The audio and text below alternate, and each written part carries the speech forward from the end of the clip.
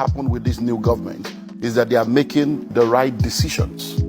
Now, the right decisions they are making is going to make things tougher. But if we are able to weather the storm, there is light at the end of the tunnel. With reference to subsidy, I wish that with reference to subsidy, we have all accepted the 2012 verdict. Because Sanusi was crying. Because they were all crying. They gave us the figures. But this same APC government and many other people were against them. Today now, some people are fighting. This subsidy is a fraud. We all know it has to go. So anyone that is saying they should not remove subsidy, you are not being realistic. Because we are at the bottom of the bottom of the bottom. So subsidy must go. The challenge is always, should it go now? What do we need to put in place before it go? All those are stuff we will discuss with time. But that it must go, it has gone. Number two, the floating of the dollar. It's a good decision. But one thing we need to understand is that there's what we call the gestation period for every policy. When a policy is made, it takes between 6 months to 2 years, all other factors being considered, before the benefit of that policy begins to come. So all these ones we think things are tough. It's not tough. We have not started. So don't even disease, you have not started, because we are just less than 2 months in the policy now. So it is when the policy goes through its gestation period. So for the fuel subsidy, for instance, it's going to go higher and higher. Then when all the fuel that people that have given licenses have come in, then it can begin to go down. But don't forget that we don't have any refinery. We have not been able to have one refinery in almost 40 years. Yet an individual did one in less than 4 years. Another one is doing one now that will be ready in another 4 years. It shows that we are not ready. So for you to be expecting that government will do something for you, are fooling yourself. The government is not there to help you. So you have to think of how to help yourself, which is where survival strategy now comes in. So my own advice for individual is to understand that the principles that makes for surviving and thriving in any economy has never changed. There's nothing you're going through today that people have never gone through before. They survived it. If we survive lockdown, we'll survive this one. We just need to face reality. And the reality is twofold. Increase your income or reduce your expenditure. But many times people always think of increasing income alone. Reducing your expenditure is a major aspect of surviving any economy, because the income will not necessarily increase if you don't have value that you are offering that will demand money to flow to you. So if you are earning salary will not increase. They will even most likely sack you.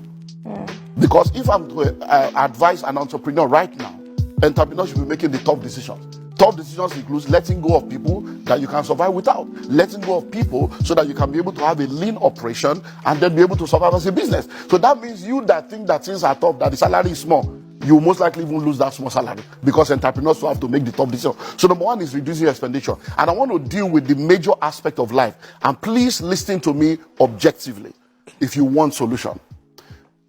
Everyone needs to understand the majority of what you are spending money on, you don't need to spend money on them. You are spending money on them because somebody has programmed you to think that way. And until we go back and face reality, we're going to remain. So let's go to the major thing. Food, clothing, shelter, academics. Those are the things that take money. So let's break it down. Number one, food. You say 3 square meters. Is 3 a square or a triangle? Who told you you must eat 3 times a day? That's part of the setup. So we have all been grown. Oh, breakfast, lunch, and dinner. Where? Who told you that? Who defined it such?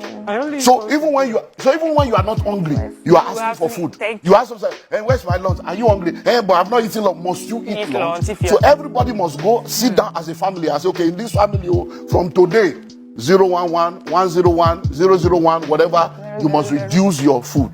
Because you eat to live, you don't live to eat. If you eat once a day, you will not die.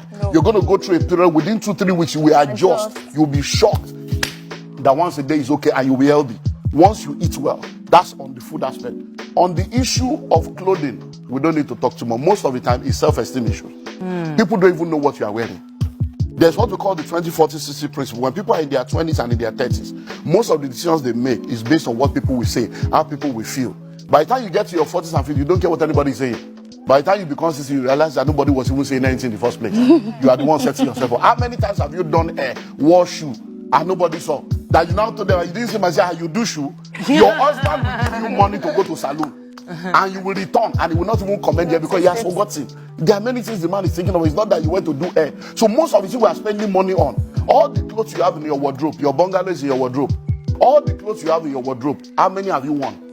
All through lockdown, what did you do with those clothes? We are bag and shoe to match. Our destiny is not matching our bank account. We are wearing both straight. Our life is not straight. Amen. We are wearing 3-piece suit. We don't have three-story building. We need to cut down on all the waste and excesses. Then let's go to shelter. Now you have a wife. Many of us grew up in room and parlor. You want to stop it? Husband, wife, and 5 children. We grew up in one room. We grew up in room and parlor. We survived. Cutting was what our parents were using to survive. They didn't have car, they were happy. Now you have cars, you are sad. Now you are in duplex, you are frustrated. Why? Because we have built our appetites over the years based on materialism, what people will think, what people will feel, and we have set ourselves up. You'll be amazed that in Lagos today, the illiterates are the landlord, the educated ones are the tenants.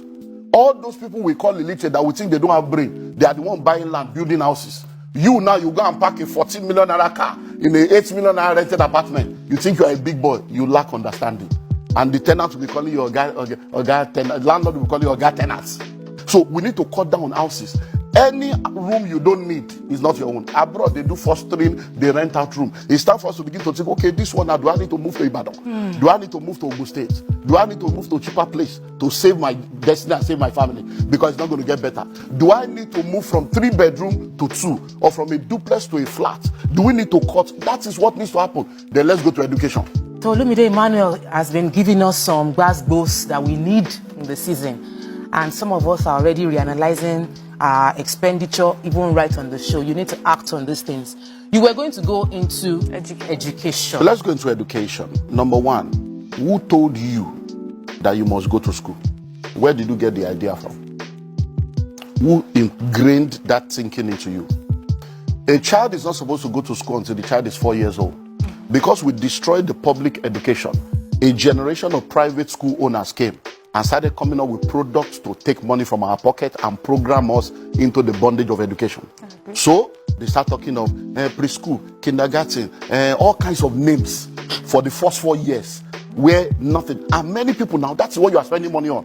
So your husband is earning 250. You are earning 80,000 or 100,000. So the total money coming to your family is 350. The school fees you are paying is 200. Where is the wisdom?